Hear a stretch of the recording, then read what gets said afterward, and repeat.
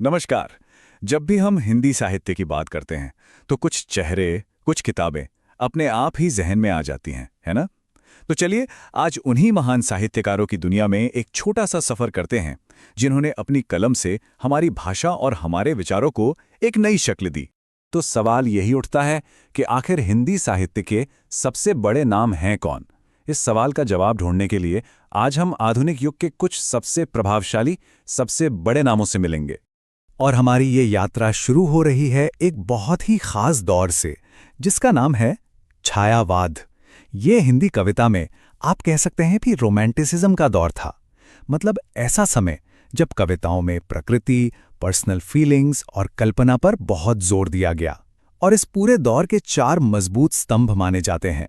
तो इस दौर की शुरुआत किसने की? वो थे जयशंकर प्रसाद, और हाँ, उन्हें ही छायावाद का जनक माना जाता है। इसे याद रखने का एक बड़ा आसान तरीका भी है, शंकर की छाया।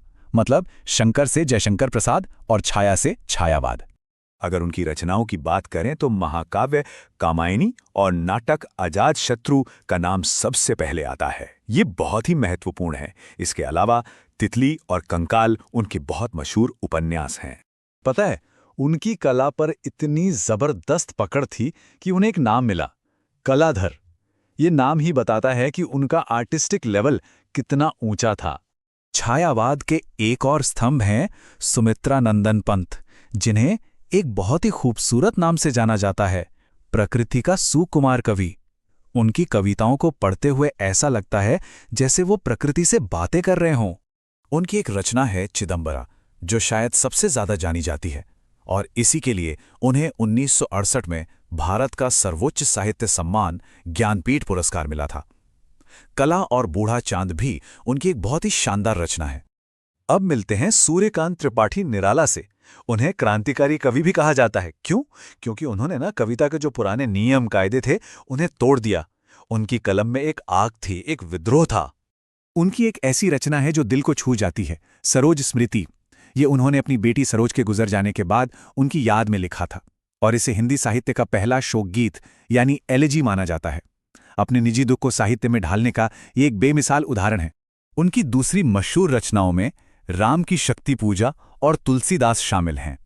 लेकिन जूही की कली बहुत खास है। क्यों? क्योंकि इसे हिंदी की पहली छंद मुक्त यानी फ्री वर्स कविताओं में से एक माना जाता है। सोचिए, उस जमाने में ये कितना बड़ा, कितना साहसी कदम रहा होगा। और अब आते हैं छायावाद की चौथी और आखिरी स्तंभ पर, महादेवी वर्मा। उन्हें आधुनिक युग की मीरा भी कहा जाता है।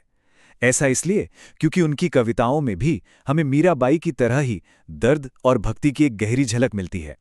उनकी किताब यामा के लिए उन्हें 1982 में ज्ञानपीठ पुरस्कार मिला, और ये बात बहुत खास है क्योंकि वो हिंदी में ज्ञानपीठ पुरस्कार पाने वाली पहली महिला लेखिका थीं। उनकी गद्य रचना अतीत के चलचित्र भी बहुत पसंद की जाती है। तो ये तो हुई छायावाद की बात, जहां पर्सनल फीलिंग्स पर जोर था। अब यहां से आगे बढ़ते हैं और बात करते हैं उन आवाजों की जिन्होंने पूरे राष्ट्र के लिए लिखा। वो कवि जिन्हें राष्ट्र कवि का दर्जा मिला। यहां दो टाइटल्स हैं जो बहुत जरूरी हैं, एक राष्ट्रकवि और दूसरे द्वितीय राष्ट्रकवि। पहले राष्ट्रकवि का सम्मान मिला मैथिली शरण गुप्त को, और कहते हैं कि ये उपाधि उन्हें किसी और ने नहीं बल्कि खुद महात्मा गांधी ने दी थी, उनकी रचना भारत भारती से प्रभावित होकर। और द्वितीय राष्ट्रकवि का सम्मान मिला रामधारी सिंह दिनकर को। उनकी कविताओं में एक जोश था, एक ओज था। उनकी कृति उर्वशी के लिए उन्हें 1972 में ज्ञानपीठ पुरस्कार से भी नवाजा गया। चलिए अब कविता की दुनिया से निकलकर गद्य यानी प्रोज की तरफ चलते हैं। उन महारथियों की बात करते हैं जिन्होंने अपनी कहानियों और उपन्यासों में आम आदमी की जिंदगी और समाज की सच्चाई को दिखाया। और जब हम मॉडर्न हिंदी प्रोज की बात करते हैं तो एक नाम के बिना शुरुआत हो ही नहीं सकती, भारतेंदु हरिश्चंद्र। उन्हें आधुनिक हिंदी गद्य का जन्मदाता भी कहते हैं। सही मायने में उन्होंने ही हिंदी साहित्य में एक नए दौर की नींव रखी। उन्होंने 1873 में एक बात कही थी जो आज भी याद की जाती है, हिंदी नई चाल में ढली। यह सिर्फ एक लाइन नहीं थी, ये एक ऐलान था कि हिंदी भाषा अब एक नए आधुनिक रास्ते पर चल पड़ी है। लेकिन गद्य की बात हो और प्रेमचंद का नाम ना आए, ऐसा हो सकता है क्या? बिल्कुल नहीं। उन्हें उपन्यास सम्राट कहा जाता है। और क्यों ना कहा जाए, उन्होंने ही तो पहली बार भारत के आम किसान, मजदूर और मिडिल क्लास को साहित्य का हीरो बनाया। लेकिन एक दुख की बात भी है, उनका जो आखिरी उपन्यास था मंगल सूत्र, वो अधूरा रह गया। ये उनके इतने बड़े साहित्यिक जीवन का एक अधूरा पन्ना है जो हमेशा एक कसक छोड़ जाता है। अच्छा, एक बात और, ये जितने भी मॉडर्न राइटर हैं, ये सब एक बहुत बड़ी, बहुत पुरानी परंपरा का हिस्सा हैं। तो चलिए जरा इतिहास की उन आवाज़ों को भी सुन लेते हैं जिनकी नींव पर आज का साहित्य खड़ा है। भक्ति काल के महान कवि जैसे सूरदास और तुलसीदास, सूफी परंपरा के मलिक मोहम्मद जायसी और उनसे भी कहीं पहले संस्कृत के महाकवि कालिदास, ये सब नाम उस महान विरासत का हिस्सा हैं जिससे आज का हिंदी साहित्य बना है।